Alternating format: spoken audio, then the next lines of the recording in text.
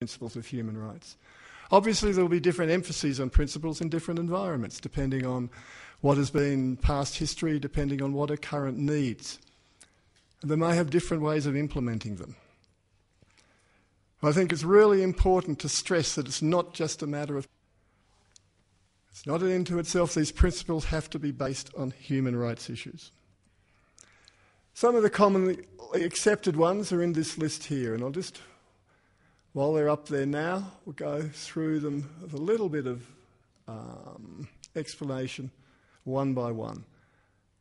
Integrity, inclusiveness, comprehensiveness, which is pretty close to inclusiveness, accuracy, accessibility, informed public, transparency, security, information privacy, which can be a contentious one, cost effectiveness, feasibility, accountability, sustainability, and most importantly, credibility of the process.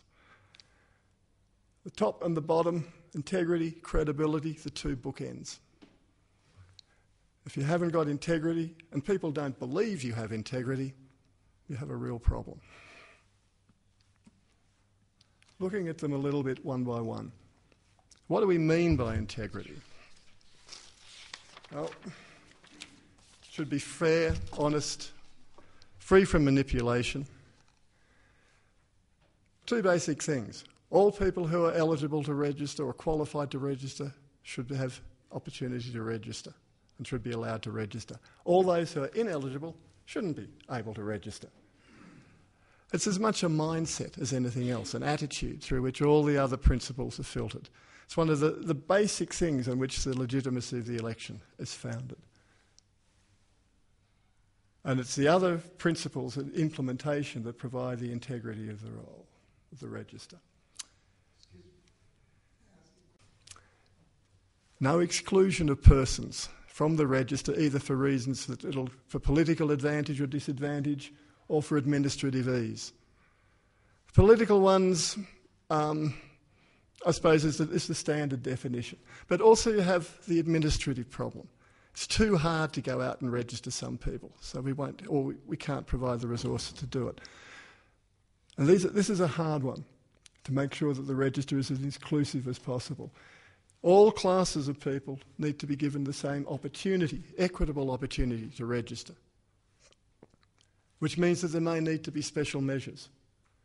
Some people may find access to registration more difficult. Women, not so much in some African countries, but is a problem in others, particularly in Africa, people in remote areas, to make sure that they have equitable access and can be included. Marginalised societal groups, displaced and refugees, disabled, nomads, homeless. There are some countries, for example, like India, that have huge problems with homeless. How do you register people that have no fixed address when it's a huge proportion of the population? Allied to inclusiveness is comprehensiveness. Now, inclusiveness looks at getting all groups in society and giving them an equitable opportunity to register. Comprehensiveness looks at trying to get 100% of the people who are eligible in all those groups on the register.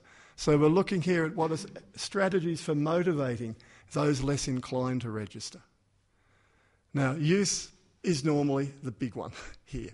Young people, more apathetic, less inclined to go out and proactively go out and register. People with less accessibility is another issue here, particularly those in remote areas.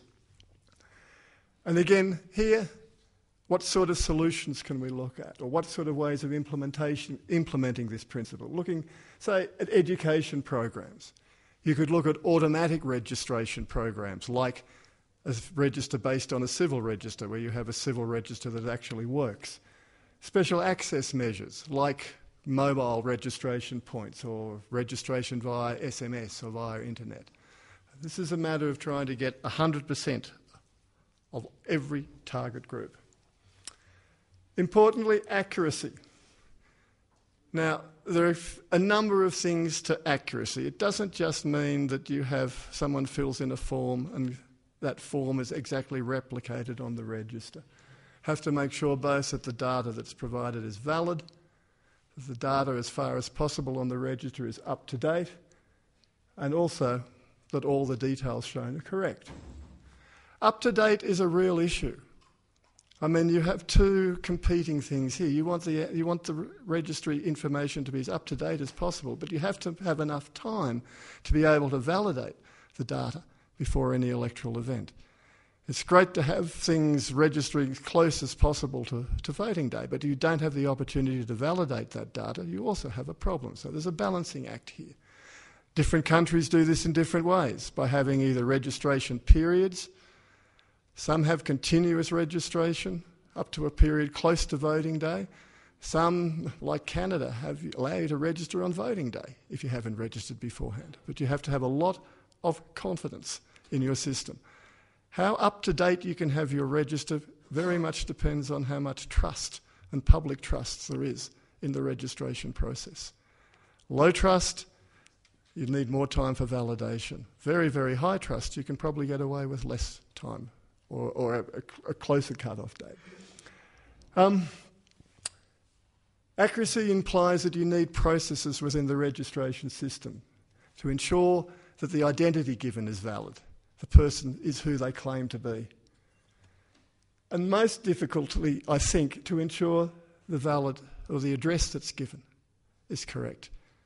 This becomes a real problem often when you're basing registers on civil registries, because civil registries don't often care about people having an up-to-date address. They're interested in identity, not necessarily in an accurate address for people. It's also an issue that is of different importance depending on the size of electoral districts. You have single-member electoral districts, and you have really intense need to make sure that for political purposes that the addresses are correct. You have the whole of the country as one electoral district, and the address is an administrative issue, not necessarily a political one. You need processes to remove duplicates. You need processes to remove all that are no longer eligible from the register. Two often difficult things. The first requires a way of being able to match potential multiple registrations. Now, biometrics gives all sorts of wonderful ways to do this, particularly through fingerprint matching, but it's window dressing unless people have the sustainable capacity and the time to actually implement that matching. And if there isn't the sustainable capacity or the time to implement it, you need to look for more simple solutions to being able to match duplicates. You need to be able to remove all no longer eligible. Now, that often relies on information coming from other government institutions. And if that's not good, if there is not a good registry of deaths, if there's not good information on other people, like perhaps classes of prisoners who under the law are no longer eligible to vote, it's a problem for maintaining the register. And lastly, processes to ensure all the details are provided and correctly recorded, which is basically an internal auditing function, again within whoever's managing the register. Accessibility. We're not just talking about physical accessibility in terms of having not too many steps or we're also talking about geographic accessibility, so that registration points are relatively close to all the people who need to register, and cultural accessibility, which means you're not putting registration points in places where people may be disincentivised. It's a terrible word. May not have an incentive to actually go and register. You don't want to put them perhaps in areas where there is suspicion of the government in Ministry of Home Affairs offices, where people may not want to go, may be scared of going. So, the location, access for the old and disabled, non-intimidating, importantly, dates and hours of operation. When most of a country is working and registration offices are only open during working hours, it's an accessibility problem. Employers don't necessarily give people time off to register. You can improve things by using mobile centres. You may want to have special facilities for the disabled and less literate. The other issue in terms of accessibility is that all the processes used are clear and capable of being understood, even by people of lesser literacy. So you have to make sure that all the eligibility criteria are clear. that you do things like providing reasons when people have their applications rejected. There are simple processes for lodging applications to register, and any documentation that has to be provided or completed is clear and easily understood. So information accessibility, geographic, physical, cultural accessibility. Informed public. Again, this may be responsibility of an electoral management body. It may be a joint responsibility, and often is a joint responsibility between an electoral institution and other parts of society. The framework has to be clearly explained, widely publicised, so all potential voters and all stakeholders are aware of what it is that has to happen. It's most important, particularly for transparency, that all stakeholders very, very clearly know what is going to be happening with the registration process. A number of things that the information needs to be in time. People need fair warning of what is going on.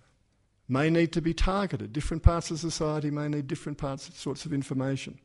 Based on research, you can find out who needs to know what. You can use stakeholder training and partnerships.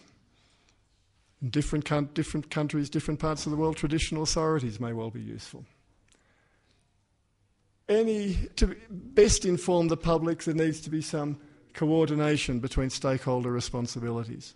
If stakeholders just wander off and provide information they think is useful in any format, A, you can get duplication, B, you can get inconsistency. It's not